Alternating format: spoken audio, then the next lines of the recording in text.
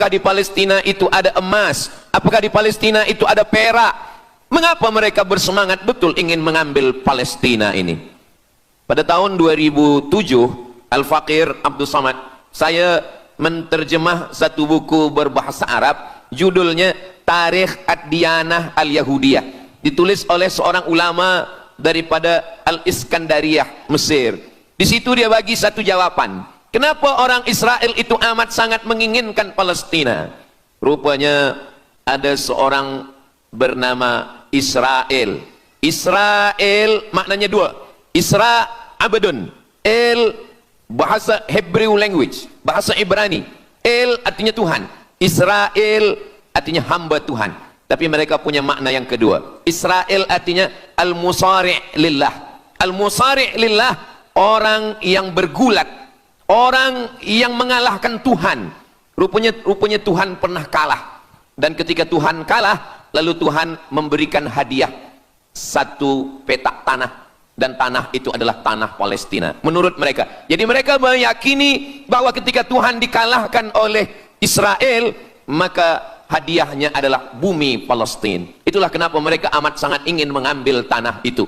Tapi kita pula, Palestina bagi kita adalah hijrahnya Nabi Muhammad sallallahu alaihi wasallam yang dituliskan dalam Al-Qur'an. A'udzubillahi minasyaitonir rajim. Subhanalladzi asra bi'abdihi lailan minal masjidil haram ilal masjidil aqsa alladzi barakna haulah. Dulu semasa belajar di Al-Azhar ada satu subjek namanya Al-Milal wan Nihal. Al-Milal maknanya aliran-aliran keugamaan, wan Nihal ugama-ugama. Maka salah satu aliran itu disebut dengan Zion. Zion adalah nama satu bukit yang ada di Palestina. Lalu mereka mengambil nama ini sebagai satu gerakan dunia. Dalam bahasa Arabnya disebut dengan As-Sahyuniyah atau Zionis. Mereka ingin mengembalikan Yahudi ke Palestina. Apa yang membuat mereka ingin? Rupa-rupanya mereka meyakini bahwa mereka menunggu-nunggu seorang lelaki. Lelaki itu bernama Mesyah. Dalam bahasa mereka sebut dengan Mesyah. Dalam bahasa Arabnya adalah Al-Masih. Al-Masih diambil dari kata masaha. Masaha artinya disapu. Kita dalam wudhu ada menyapu. Idza qumtum ila shalah, kalau kamu ingin sembahyang, faghsilu wujuhakum, muka dibasuh. Wa aydiyakum ilal marafiq, tangan pun dibasuh hingga ke siku. Tapi kepala dengan telinga tidak dibasuh. Kepala dengan telinga disapu. Wamsahu biru'usikum, disapu. Jadi kenapa dia dikatakan Al-Masih? Kerana dua. Pertama, waktu lahirnya badannya disapu dengan minyak. Yang kedua, setelah dia besar, bila dia tengok orang lumpuh, dia sapu. Orang yang lumpuh boleh tegak berdiri. Bila nampak orang buta, dia sapu. Orang buta boleh menengok. Bila nampak orang mati, dia sapu. Dan orang mati pun boleh tegak berdiri. Dia tunjuk tanah, ya ard umbuti, wahai tanah tumbuh tanaman. Dia tunjuk langit, ya sama imtiri, turunkan hujan. Dia tunjuk orang mati, ya mayyit qum, orang mati tegak berdiri. Maka dia disebut dengan Al-Masih. Tapi Al-Masih ini ada yang original. Itulah dia Al-Masih Isa anak Maryam alaihi salam. Tapi ada Al-Masih satu lagi, macam Isa. Orang Arab bila ada mangkuk, mereka sebut dengan wi'a. Kalau mangkuk ini emas, mereka katakan al-wi'a az-zahabi, mangkuk emas. Tapi kalau mangkuk ini dari perak tapi dibalur dengan emas, mereka akan mengatakan al-wi'a al-mudajjal. Dia bukan emas, tapi dia nampak macam emas, maka dia namanya mudajjal. Begitu juga dengan Al-Masih ini. Al-Masih yang betul-betul Al-Masih, dia adalah Al-Masih Isa anak Maryam. Tapi ada yang macam Al-Masih, bentuknya macam Al-Masih, macam mukjizat Al-Masih, tapi dia bukan Al-Masih. Itulah dia Al-Masih Ad-Dajjal. Sebenarnya mereka sedang menunggu Al-Masih Ad-Dajjal. Kita pula sebelum salam, kita minta perlindungan kepada Allah dari Al-Masih Ad-Dajjal. Allahumma inni a'udzubika min adzabi jahannam wa min adzabil qabri wa min fitnatil mahya wal mamat wa min syarri fitnatil masihid Dajjal. Kita minta tolong pada Allah supaya jauh daripada Dajjal. Mereka menunggu-nunggu Dajjal. Kenapa mereka ingin menunggu Dajjal? Sebab menurut mereka, bila Al-Masih Dajjal ini datang, maka nanti kambing akan berdamai dengan serigala. Semua akan hidup tenang. Dan mereka akan menjadi penguasa dunia. Selain daripada Yahudi Israel adalah ghaim. Ghaim adalah keledai tunggangan. Jadi sebenarnya sesiapa saja pun yang bukan Yahudi, dia hanya akan menjadi keledai. Dan mereka ini adalah agama yang juga sebagai suku bangsa, yang juga sebagai sebuah negeri. Kita Islam, agama kita, tapi bangsa kita Melayu. Dan kita tinggal duduk, ada Melayu di Sumatera, ada Melayu di Semenanjung, ada Melayu di Kalimantan, Borneo. Melayu tersebar di beberapa negara. Tapi Yahudi tiga. Yahudi sebagai agama, Yahudi sebagai bangsa, Yahudi sebagai negeri. Mereka ingin mewujudkan ketiga-tiga ini menjadi satu. Kami bangsa Yahudi, kami agama Yahudi, dan kami punya negeri Yahudi. Itulah keinginan mereka. Maka mereka sedang menantikan raja mereka. Raja mereka adalah Al-Masih Ad-Dajjal. Dan Al-Masih Ad-Dajjal ini akan turun kalau syarat-syarat ini mereka penuhi. Kata Syekh Fargallah dalam subjek Al-Milal wan Nihal. Maka yang pertama diminta oleh Al-Masih Ad-Dajjal ini adalah semua Yahudi kembali kepada bumi Israel. Mereka mengatakan itu bumi punya dia dan semua akan kembali. Rupa-rupanya mereka tiada punya negeri. Sama macam nasib orang Kurdi. Kurdi ada di Turki, Kurdi ada di Irak, Kurdi ada di beberapa belahan bumi. Syekh Amin Al-Kurdi, mursyid tarekat Naqsabandiyah di Mesir, orang Kurdi, tapi duduk di Mesir. Syekh Muhammad Said Ramadan Al-Buti, orang Kurdi, tapi duduk di Suriah. Salahuddin Al-Ayyubi, orang Kurdi, tapi dia raja di Mesir. Mereka pun di seluruh dunia ada, tapi mereka tak ada punya negeri. Maka mereka ingin mengambil Palestina, mereka ingin kembali ke negeri yang menurut mereka inilah adalah hadiah daripada Tuhan, kerana Tuhan kalah bertembung, bertarung dengan nenek moyang mereka bernama Israel menurut hikayat mereka. Yang ini semuanya adalah asatirul awalin, hanya dongeng-dongeng nenek moyang mereka zaman silam. Lalu kemudian datanglah Theodor Herzl menghadap kepada Sultan Abdul Hamid, Sultan Turki. Mereka ingin membayar dengan ratusan keping emas. Apa kata Sultan Abdul Hamid? Dulu Palestina itu diambil dengan darah dan nyawa, maka saya tidak akan memberikannya dengan emas. Lalu kemudian apa yang terjadi? Mereka menghalau Sultan Abdul Hamid dengan seorang lelaki bernama Mustafa Kemal Ataturk. Lalu kemudian hilanglah khilafah Islamiyah. Ketika khilafah Islamiyah tahun 1924 ini jatuh, hilang, tumbang, maka ketika itu umat Islam tidak lagi ada pelindung. Dan ketika itulah mereka mengambil Palestina. Mereka merebut, mereka mengambil, seperti yang dikatakan Sayyidina Muhammad sallallahu alaihi wasallam, kamu akan diperebutkan seperti makanan yang ada di atas meja makan. Satu mengambil kakinya, satu merebut kepalanya, satu mengambil dadanya, dan tercabik-cabik, dicakar, dimakan, dipotong. Tak ada satu pun yang peduli. Alhamdulillah, kita malam ini masih peduli. Kita sedang mengajarkan kepada belia-belia, kita sedang mengajarkan kepada pemuda-pemuda Islam. Mudah-mudahan sampai anak cucu kita sampai hari kiamat masih lagi peduli kepada Palestina, insyaAllah. Allahu Akbar. Semua Yahudi kembali ke Palestina. Maka sekarang mereka sudah berkumpul. Berapa jumlah mereka? 9 juta Yahudi sudah berada di Palestina. Itu syarat supaya Al-Masih itu turun. Sebab Al-Masih tidak mahu turun kalau Yahudi-Yahudi ini tidak kembali ke Palestina menurut mereka. Maka Yahudi dari Rusia kembali, Yahudi yang ada dari Amerika kembali semuanya. Dari mulai tahun 1946 sampailah hari ini 2025, tahun hadapan 2026, 80 tahun lamanya mereka sudah berkumpul menunggu kedatangan Al-Masih dengan cara berkumpul. Dan mereka yang datang ini hanya keturunan Yahudi dari puak ibunya saja.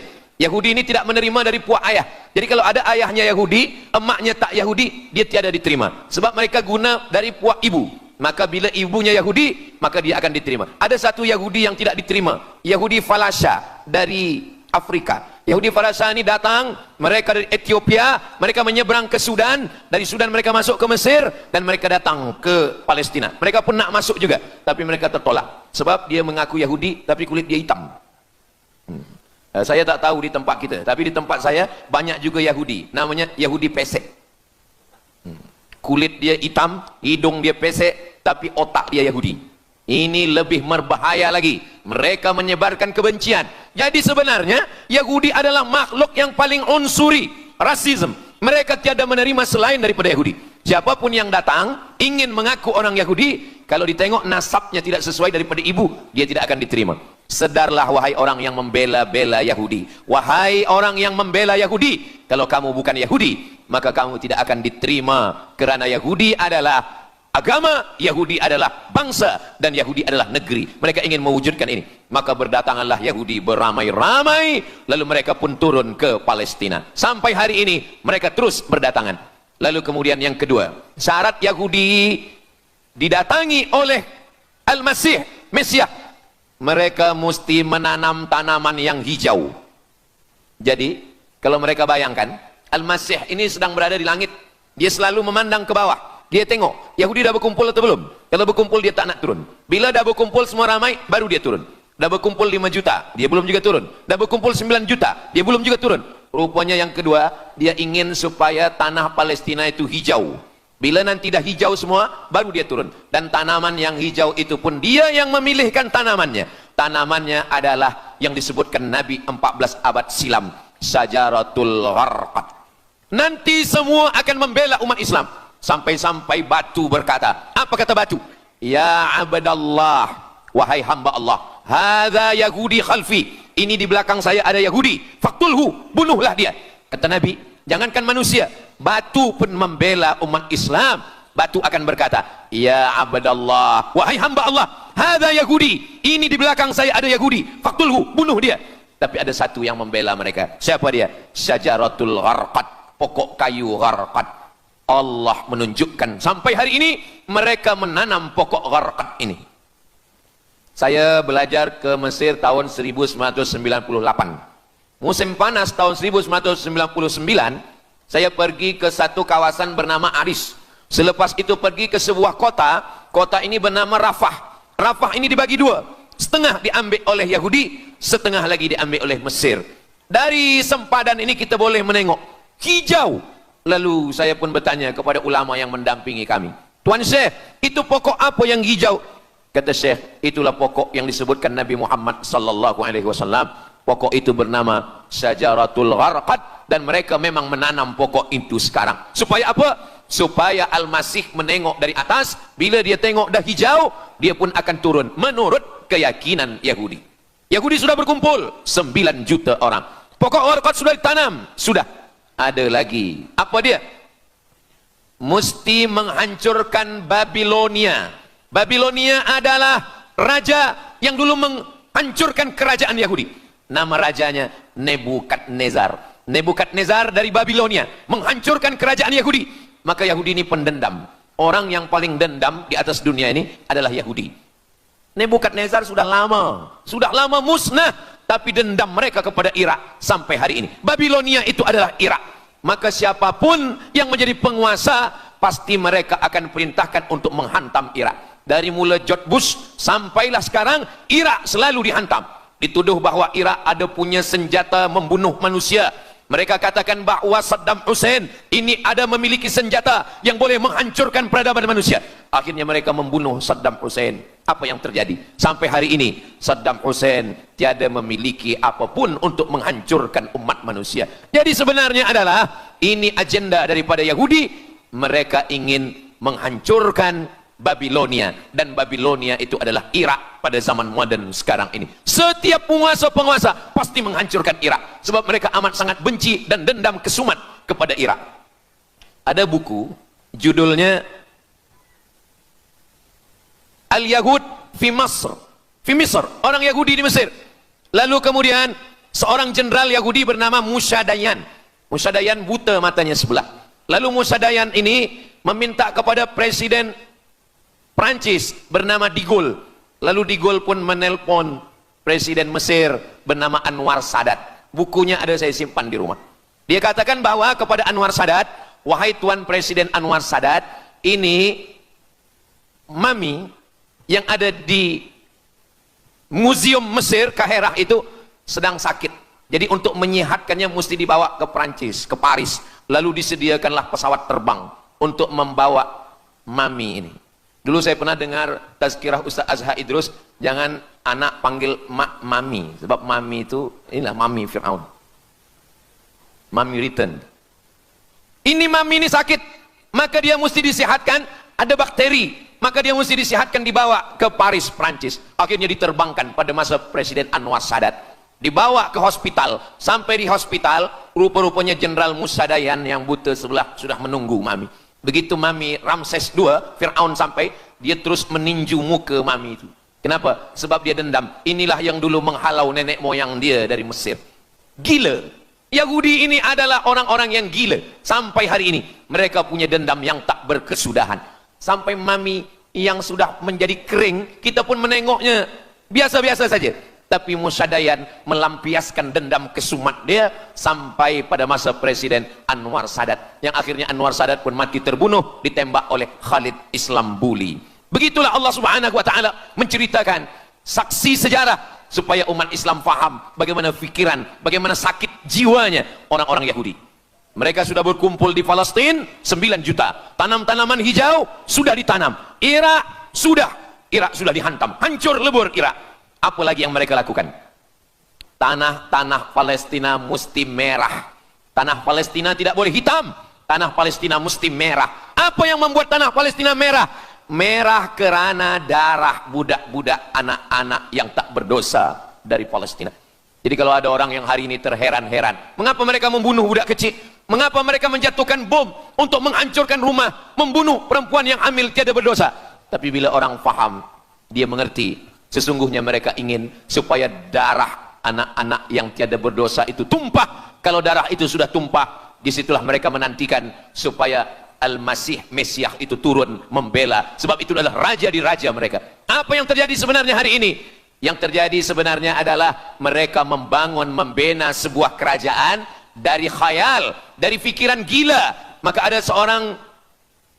seorang yang tidak percaya kepada Allah, dia atheist, dia tak percaya kepada Tuhan, namanya Roger Jaroudi. Tapi akhirnya dia dapat hidayah, dia masuk Islam. Selepas masuk Islam, dia tulis buku bahwa Israel Yahudi mendirikan negara berdasarkan mitologi, berdasarkan khurafat, berdasarkan kisah-kisah bohong, dusta. Tapi mereka percaya dengan dusta itu.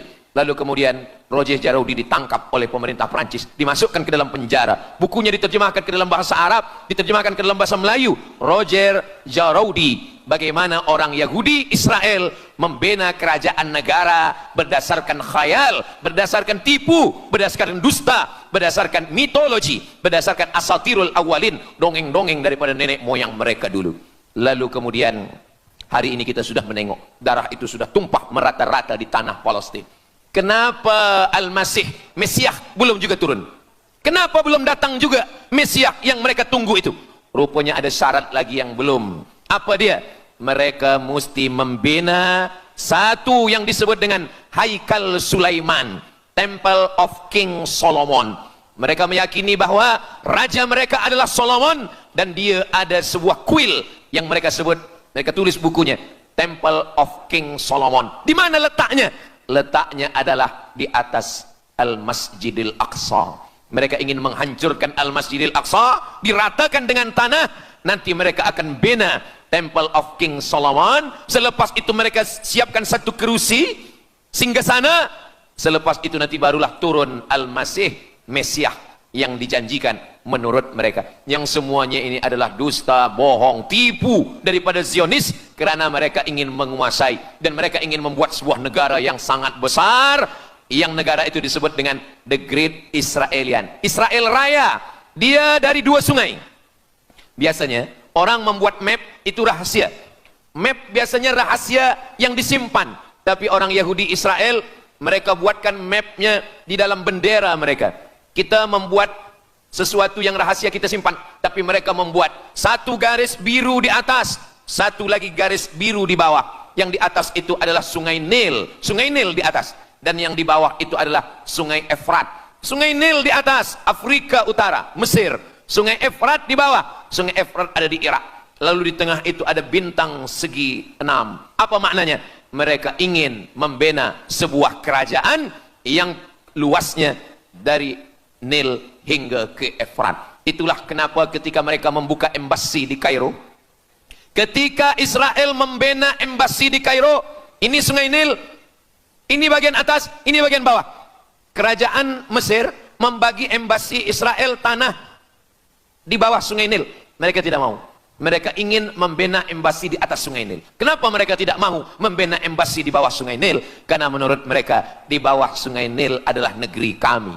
Orang membina embasi hanya di luar daripada kerajaannya. Jadi sebenarnya menurut pengakuan mereka, Mesir yang ada sekarang, semua yang ada di bawah Nil hingga ke Efrat Irak, itu adalah kerajaan mereka. Yang kalau mereka mewujudkan itu nanti, mereka akan menjadikan semua manusia ini sebagai keledai tunggangan.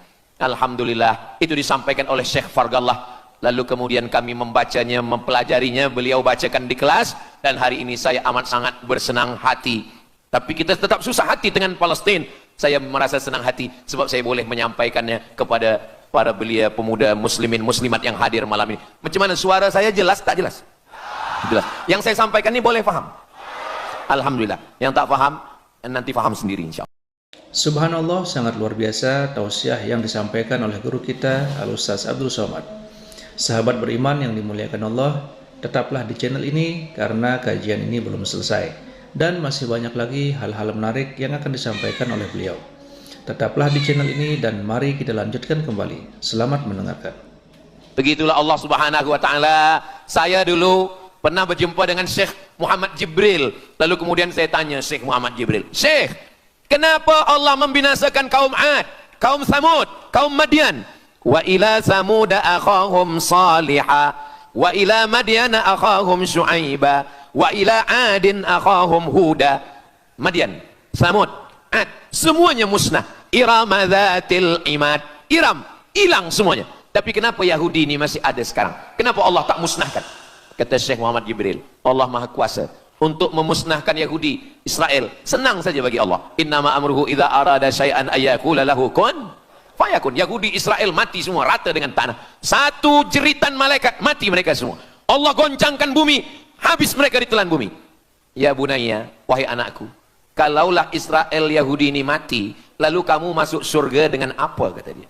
Sebenarnya Allah masih menyisakan Yahudi ini supaya kita berjuang. Sekarang ada umat Islam yang amat sangat lemah. Dia bukannya ikut berjuang, tapi melemahkan perjuangan orang. Bila ada umat Islam yang berkumpul beramai-ramai, solidariti tentang Palestina, dia berkata, katanya Allah Maha Kuasa, kenapa Allah tak binasakan?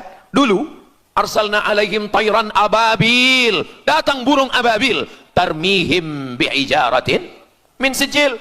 Mana ababil sekarang? Kenapa Allah tak kirimkan ababil? Saya pun pernah tanyakan ini kepada masyayikh, Syekh, kenapa Allah tak kirimkan ababil? Dulu, ketika Abdul Muttalib memegang kunci Ka'bah, masa itu tak ada orang beriman. Abdul Muttalib bersendirian, lalu kemudian dia datang ke Ka'bah, dia letakkan kunci itu. Ya Allah, inna lihadzal baiti rabban yahmih.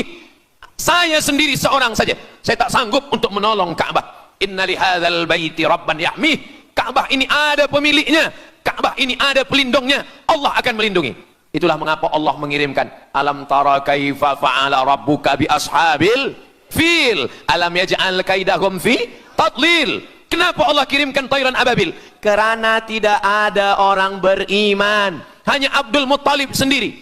Tapi sekarang 2 miliar orang beriman yang bersyahadat asyhadu an la ilaha illallah wa asyhadu anna muhammadan rasulullah. Itulah kenapa Allah tidak mengirimkan tayran ababil. Itulah kenapa Allah tidak membuatkan goncangan. Itulah kenapa. Tapi sedikit banyak Allah mulai menurunkan pertolongannya. Kalau sudah datang pertolongan Allah Subhanahu wa taala, idza jaa nasrullah, kalau sudah datang pertolongan Allah, idza jaa nasrullah wal fath, kemenangan. Wa ra'aitan nasa yadkhuluna fi dinillahi afwaja. Insyaallah, alaysa subuhu biqarib. Subuh tak lama lagi. Pertolongan Allah pasti datang. Nasrum minallah wa fathun qarib. Hasbunallah wa ni'mal wakil. Ni'mal maula wa ni'man nasir. Wala haula wala quwata illa billahil aliyil azim. Kalau kita seorang cikgu, kalau kita seorang ulama, sampaikanlah kepada umat. Sebagai seorang ayah, sampaikan kepada anak. Sebagai seorang ahli keluarga, kita mesti ingatkan, buatkan baju dengan lambang, simbol, bendera penderitaan Palestina. Kalau kita menonton dengan keluarga di rumah, tontonkan bagaimana penderitaan anak-anak di Palestina. Saya di rumah ada gambar besar, gambar Palestina. Sehingga setiap kali tamu datang, kita bercerita, dia tanya, ini gambar apa nih Ustaz? Inilah gambar saudara kita yang sedang teraniaya di Palestina. Malam ini kita guna sorban, kita pakai sorban yang mengingatkan kita kepada Palestina. Apapun yang kita lakukan, jangan lupa menyampaikan khutbah Jumat. Kunut nazilah, Allahumma ansuril Islam wal muslimina fi Falastin. Silahul mu'min, doa silahul mu'min. Kalau kita tiada senjata lagi, maka sesungguhnya doa. Man lam yahtam bi amril muslimin, siapa yang tak peduli kepada penderitaan saudaranya di Palestin, falaisa minhum, dia tidak diakui sebagai umat Nabi Muhammad sallallahu alaihi wasallam. Orang beriman bukan setakat sembahyang subuh, zuhur, asar, maghrib, isya. Orang beriman bukan setakat ditengok berapa kali dia ke Baitullah haji dan umrah, tapi orang beriman bagaimana perasaan dia kepada saudaranya. Maka kata Nabi SAW, la yu'minu ahadukum, kamu tidak beriman, kalaupun kamu beriman belum sempurna, hatta yuhibba li akhi, sampai engkau sayang kepada saudaramu. Ma yuhibbu li nafsih, sayang kepada saudara seperti sayang pada diri sendiri. Kalau anak saudara kita di Palestina teraniaya, kita lebih teraniaya. Kalau pipi kita dicubit sakit, begitu juga dengan saudara kita di Palestina. Kita memang hidup pada zaman yang susah, yang payah. Beruntunglah datuk nenek moyang kita 100 tahun yang lampau, mereka selamat dari fitnah ini. Tapi kita pun tak boleh mengutuk nasib. Mengapa saya hidup sekarang? Kenapa kami hidup tahun 1447 ini, ya Allah? Tentu ada hikmahnya. Allah hidupkan kita hari ini. Kenapa saya tak hidup zaman Nabi? Kalau ada pemuda belia sekarang datang kepada Ustaz Abdul Somad, Ustaz Somad, kenapa saya tak hidup zaman Nabi? Kalau saya hidup zaman Nabi mungkin saya baik. Kamu yang komplain kepada Allah, kalau kamu hidup zaman Nabi mungkin tidak ikut Nabi, ikut Abu Lahab, ikut Abu Jahal. Kita dihidupkan Allah hari ini, kita masih bersama dengan guru kita, Al-Fadhil Ustaz Azhar Idrus. Kita masih bersama dengan orang-orang baik, orang mulia. Alaikum bil jamaah, kata Nabi SAW. Man syadza finnar, jangan bersendirian, sendirian masuk neraka. Kita mesti berjamaah. Alhamdulillah, yang ada kuasa dengan kuasanya, yang ada fatwa dengan fatwanya, yang ada ilmu dengan ilmunya. Bagi penuntut-penuntut, pelajar-pelajar, tonton, buat video, buat apapun yang boleh kita buat, share, gambar, semuanya itu ada tanggung jawab kita di hadapan Allah Subhanahu wa taala. Kullukum ra'in, setiap kamu pemimpin, hadap ke Baitul Maqdis 17 hingga 18 bulan. Sampai akhirnya pada bulan Sya'ban turun ayat, qad nara taqalluba wajhika fis sama', kami menengok wajah engkau menghadap ke arah langit. Fawalli wajhaka syatral masjidil haram, hadapkanlah wajahmu ke arah Masjidil Haram. Lalu Nabi pun menghadap ke arah Masjidil Haram. Selepas itu sahabat datang beramai-ramai menjumpai Nabi Muhammad SAW. Ya Rasulullah, bagaimana saudara kami yang sembahyang, yang solat 16 bulan, 17 bulan, 18 bulan, dia menghadap ke Palestin, apakah solatnya diterima Allah? Turun ayat, wa ma kana Allahu liyudhi'a imanahum. Tafsirnya, wa ma kana Allahu liyudhi'a salatahum. Allah tidak menyia-nyiakan sembahyang mereka, Allah tidak menyia-nyiakan solat mereka. Sembahyang mereka yang dulu menghadap ke Baitul Maqdis diterima Allah atau tidak? Itu yang mereka cemaskan, itu yang mereka khawatirkan. Sembahyang yang 18 bulan itu yang mereka takutkan. Bagaimana kita sekarang? Bagaimana sembahyang saudara kita? Bagaimana puasa mereka? Bagaimana musim sejuk? Mereka sejuk. Bagaimana mereka tak boleh makan, tak boleh minum? Kalau kita sudah berbuat di luar kemampuan kita, kita tidak akan dituntut di hadapan Allah. La yukallifullahu nafsan illa wus'aha. Mudah-mudahan apa yang kita lakukan malam ini, kita bangkitkan semangat jamaah. Selemah-lemahnya adalah doa.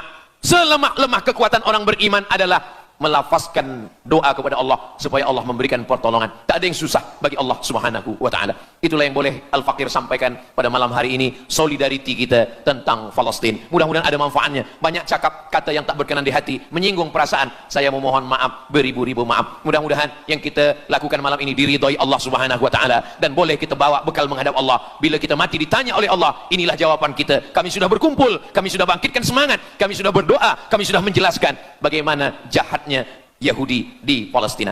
Akhirnya saya tutup dengan pantun penutup, menangkap puyuh di Bukit Selasih. Thank you dan terima kasih. Aku qauli hadza astaghfirullah li wa lakum. Allahu akbar. Allahu akbar. Allahu akbar. Sallu ala Nabi Muhammad. Allahumma salli ala Sayyidina Muhammad wa ala ali Sayyidina Muhammad. Terima kasih segala perhatian. Mohon maaf segala kesilapan dan kekhilafan. Wassalamualaikum warahmatullahi wabarakatuh. Alhamdulillahirrabbilalamin. Demikianlah kajian penuh ilmu, hikmah dan manfaat yang sudah disampaikan oleh guru kita Al-Ustaz Abdul Somad. Sahabat beriman yang dimuliakan Allah, terima kasih banyak sudah menyaksikan atau mendengarkan kajian ini sampai selesai. Doa dan harapan saya semoga sahabat semua selalu diberikan kesehatan, dimudahkan segala urusannya dan dilancarkan rezekinya. Amin ya rabbal alamin. Demikian yang dapat saya bagikan, kurang lebihnya mohon maaf. Sampai bertemu lagi di kajian berikutnya. Wassalamualaikum warahmatullahi wabarakatuh. Setelah kita menyimak dan mendengarkan bersama tausiah yang sudah disampaikan oleh guru kita, Al-Ustaz Abdul Somad, sekarang mari kita lanjutkan aktivitas kita masing-masing. Semoga apa yang sudah disampaikan oleh beliau menjadi ilmu yang bermanfaat dalam kehidupan kita sehari-hari.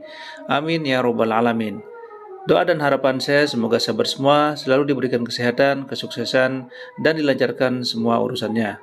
Sampai bertemu lagi di kajian berikutnya. Wassalamualaikum warahmatullahi wabarakatuh. Assalamualaikum warahmatullahi wabarakatuh.